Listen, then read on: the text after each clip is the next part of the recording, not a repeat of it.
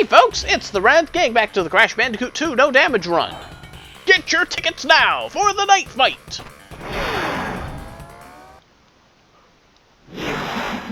Or less of a fight and more of a leisurely run through the jungle. Wait, jungle? Can we have a look at that map again? Oh right, the jungle underneath the turret of the space station.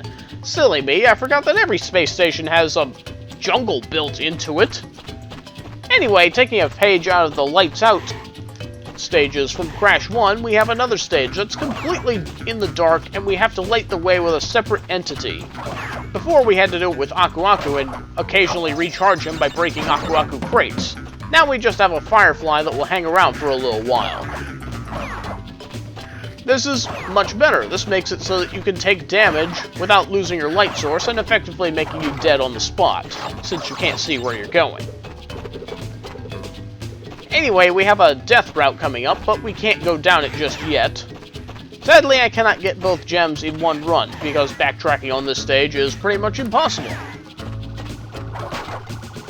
Still, I do find this stage to be a bit easier than Lights Out or Fumbling in the Dark.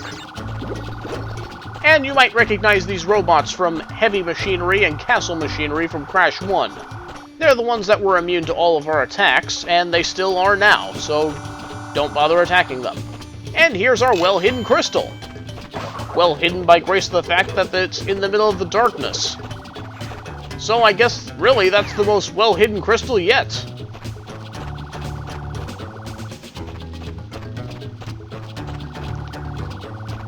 Okay, bonus time. These fireflies will wait around for you until you collect them, so use the light source that they leave here to your advantage. I like to break boxes that are up ahead before I go ahead and grab it. And then I charge forward.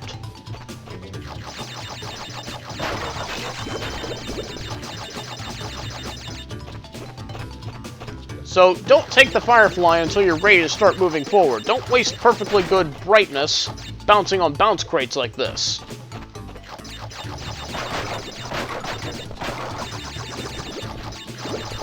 Quickly slide under this nitro, don't hang around too long.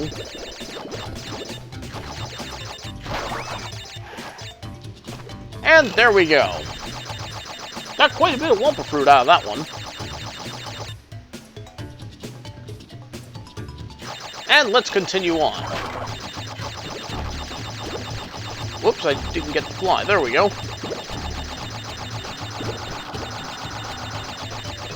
Okay, up ahead, here's where the two paths meet up, the main path and the death path.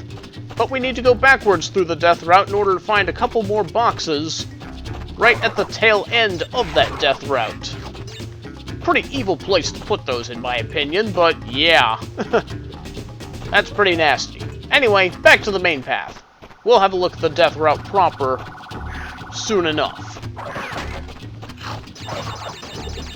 Definitely be paying attention up ahead, because there are some pretty quick-moving enemies that are all too happy to bump into you.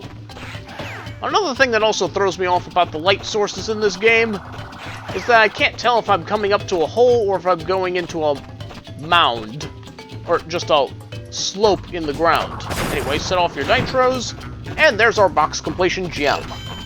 Pretty short, pretty simple stage.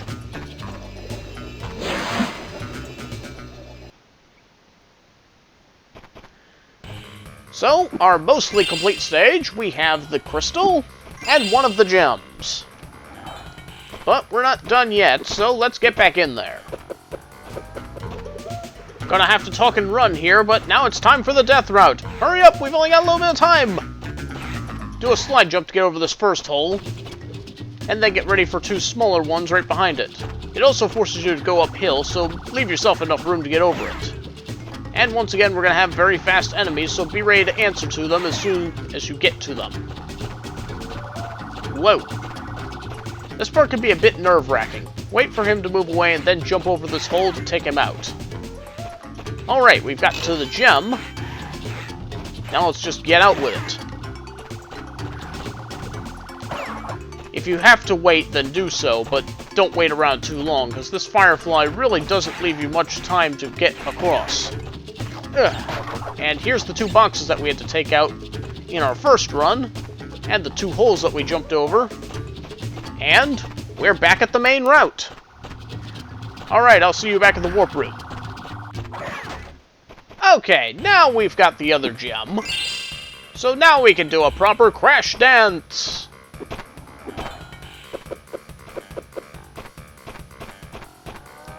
So yeah, like I said, Night Fight, not too terribly hard. Really, this whole warp room so far hasn't been too terribly hard. Kinda unfitting for what would be believed to be the final warp room of the game. But alas, we're done here, we'll have a look at some outtakes, and next time, it's Pack Attack. I'll see you then. Ah! No, my Wumpa Fruit! Yazoo! What was I hitting my head against exactly? Oh no, there's something there. Something to watch out for. The way the light source goes, you'll see a lot of oh! Why did I do that? This makes it so that if you get hit, you don't immediately lose your light source. But falling down holes will still make you lose it. And you'll see plenty of it up ahead. What do I keep hitting my head against there?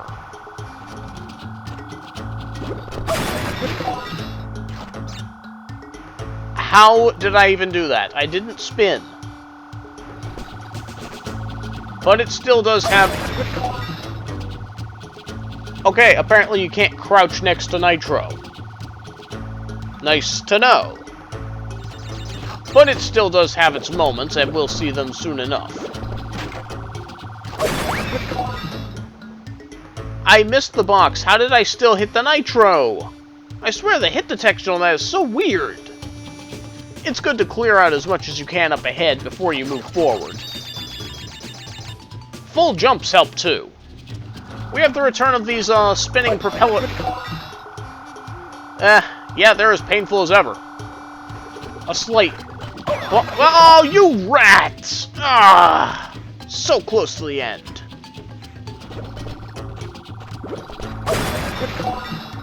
How did I set that off?